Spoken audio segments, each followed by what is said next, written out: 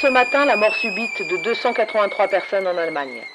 Ces morts très mystérieuses ont des similitudes avec de nombreux autres cas survenus dans les pays du Nord depuis quelques mois. En effet, depuis un an et de manière régulière, 373 personnes ont trouvé la mort subitement et de manière inexpliquée en Mongolie, au Groenland, en Irlande, au Canada et en Russie. Les inquiétudes grandissent au sein de la population qui attend des explications de la part des pouvoirs publics. Le ministre de la Santé, Jean-Pierre Gillem, nous annonce ce matin que des autopsies sont lancées et que les premières montrent que les victimes ne présentaient aucune maladie ni aucun signe de fragilité. On soupçonne la responsabilité des usines de charbon présentes dans l'environnement de presque chacune des victimes. L'enquête se poursuit. Et maintenant, retour sur votre émission préférée, les zouzous à la...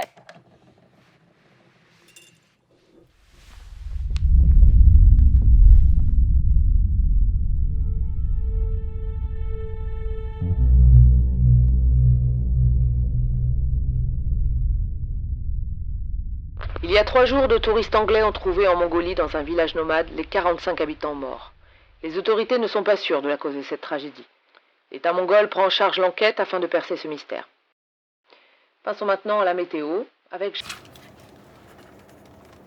T'en veux? Non merci. Christian? Regarde.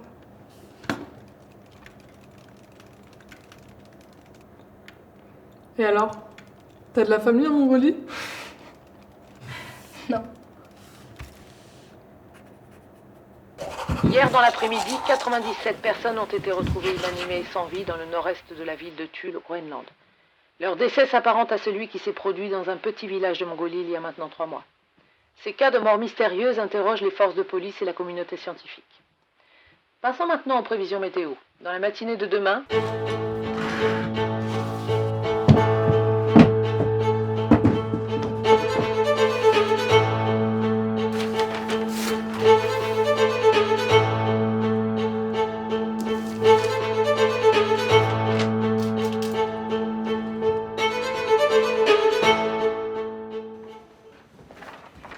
Regarde ce que j'ai trouvé, Elena.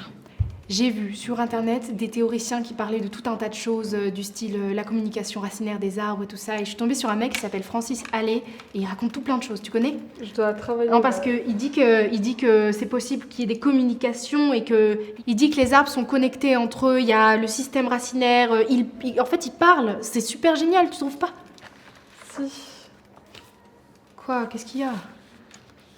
Écoute Nola, rien n'est prouvé. Et puis, concentre-toi un peu. T'as vu tes notes en ce moment? Tu rames vraiment.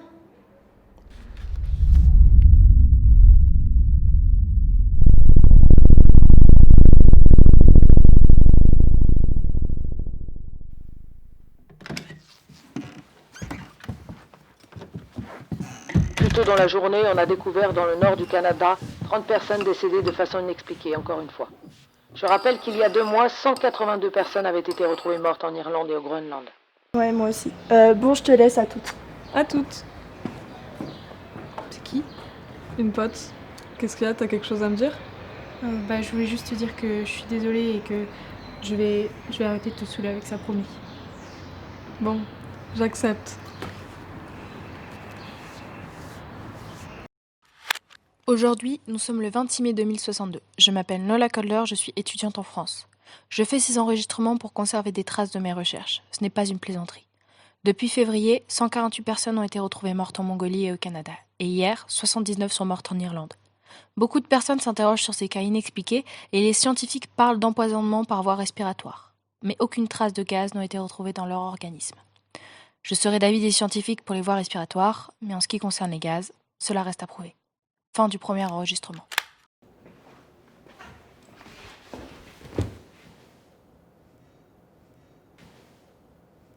Ouais, je voulais t'expliquer... J'ai une solution.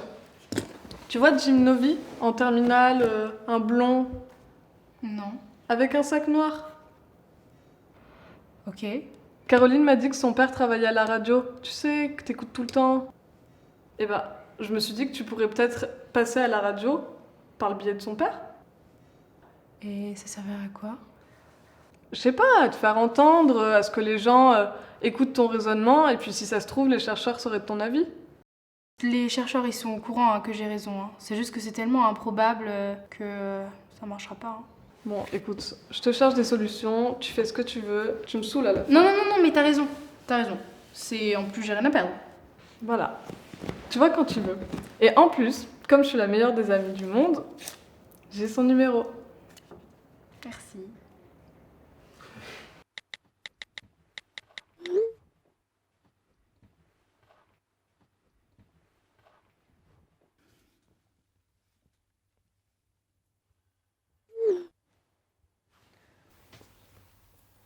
Ok.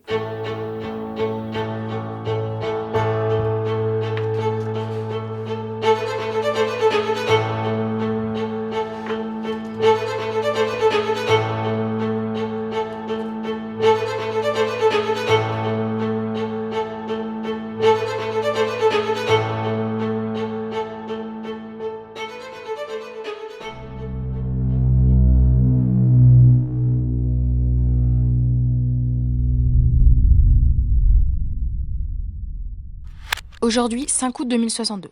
Mes recherches ont abouti à une théorie concernant les populations végétales. Les signaux d'avertissement.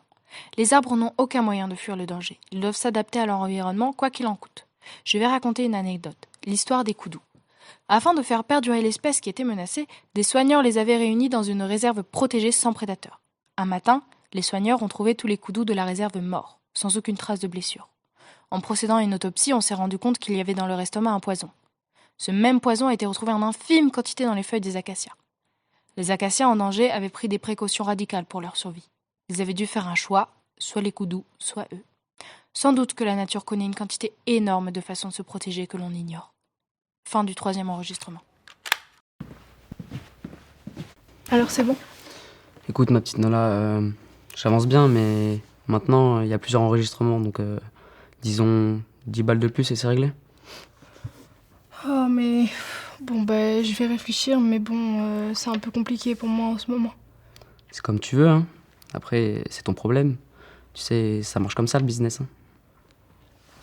C'est mon problème. T'as dit quoi? Non rien, c'est bon. Ok. Je t'aime bien, toi.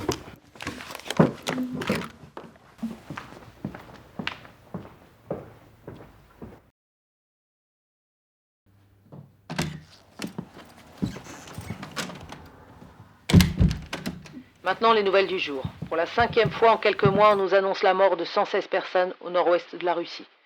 Les autorités de tous les pays concernés établissent des liens entre ces différentes catastrophes. «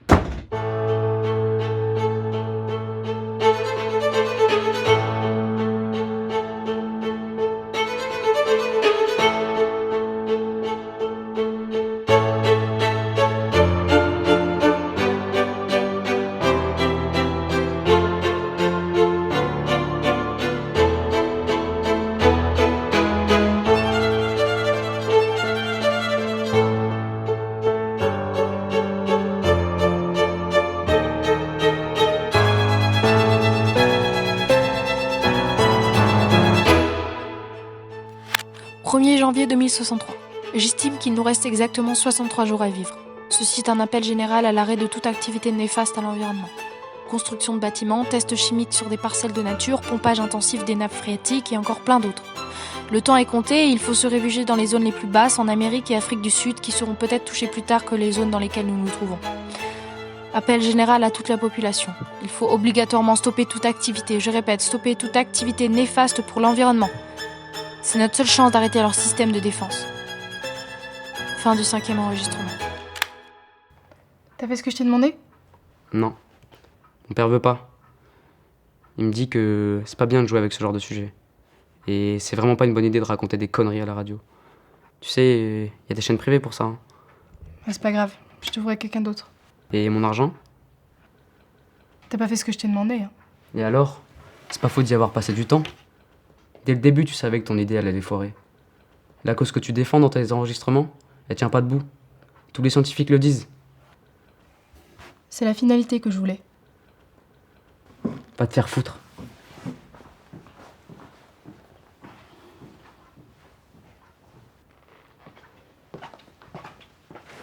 Il a pas l'air content.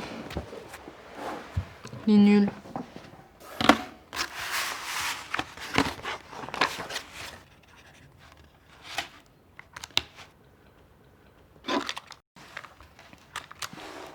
Ma tentative a échoué. Dans cet enregistrement, je fais part de mes découvertes pour la dernière fois. Nous sommes aujourd'hui le 8 décembre 2063. D'après mes calculs, notre zone du globe serait touchée dans environ 2 mois, soit vers le 10 ou le 11 février 2064. J'annonce aujourd'hui l'arrêt total de quelconque nouvelle tentative. Fin du dernier enregistrement.